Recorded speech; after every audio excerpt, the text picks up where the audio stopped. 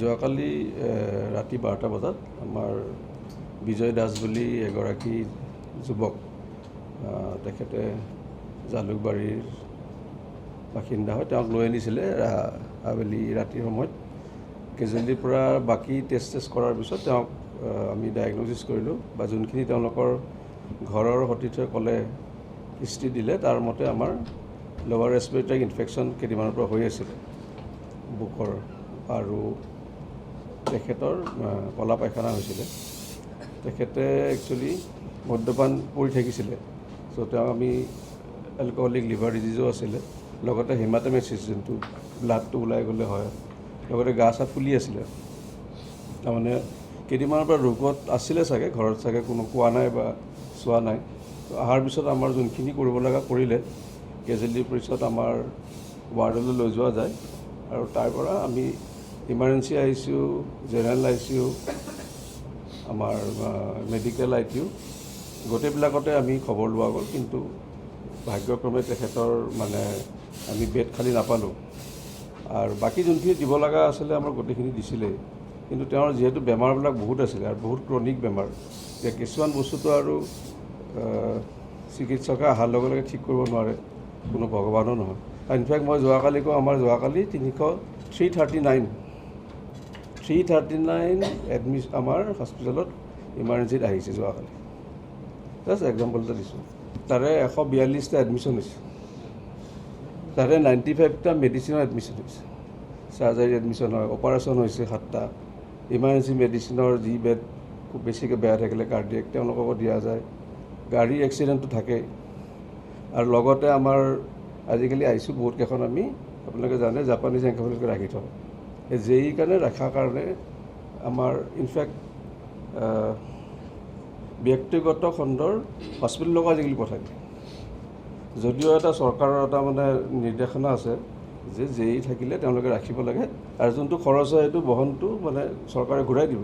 কিন্তু আমি দেখিছোঁ যে নতুন ট্ৰেইন এটা আহিছে, চব পঠাই দিয়ে। দিয়াৰ লগে লগে আমাৰতো এটা লিমিটেড বস্তু থাকে ন। আপোনাৰ ঘৰতো যদি 5টা ৰুম থাকে, 25টা মানুহ আহি ওলায়, এটা অসুবিধা হৈ যায়। যি হ'ল আৰু আমাৰো বেয়া লাগিছে, আমিও চবেই বিচাৰোঁ সকলোৱে যেন ভালকৈ যায়। কেইটামান ক্ষেত্ৰত আমাৰ টেকনিকেলি কিছুমান বস্তু আমি পচিবল নহয়, আৰু সেইকাৰণে মোৰ ফালৰ পৰাই মই এইখিনি মন্তব্য দিম।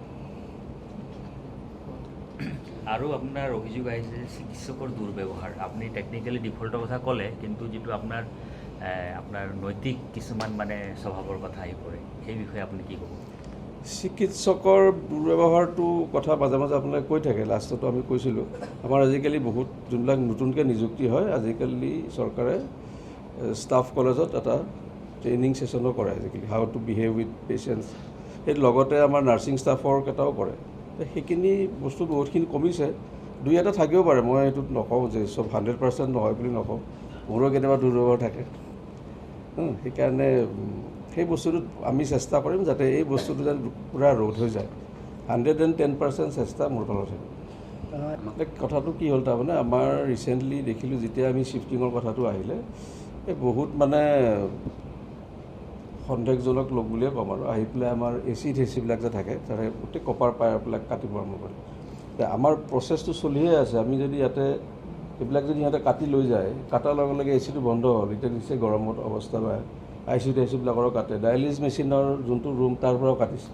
তো সেইকাৰণে অলপমান আমি নিজৰ ফালৰ পৰাই কৈছিলোঁ যে এভৰিবডি শ্বুড বি ষ্ট্ৰিক্ট। ঠিক আছে, সেইটো বুলি আমি কোনোৱে এনেকুৱা ধৰণৰ নকৰে। সাধাৰণতে আমি থানাতে দি দিয়া যায়, থানাৰ পৰাই তাৰপিছত য'তে লাগে যদি বিচাৰি পায় কিবা।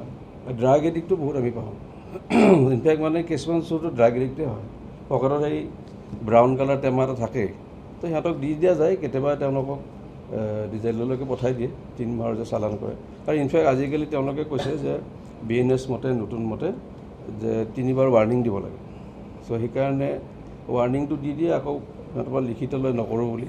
কিন্তু সেইটো আহি থাকে, সেই বস্তুটো অলপমান মই ভাবোঁ যে এইখিনি যেতিয়া গোটেই স্থানান্তৰ হ'ব, এই গোটেইটো চিজিল হৈ যাব।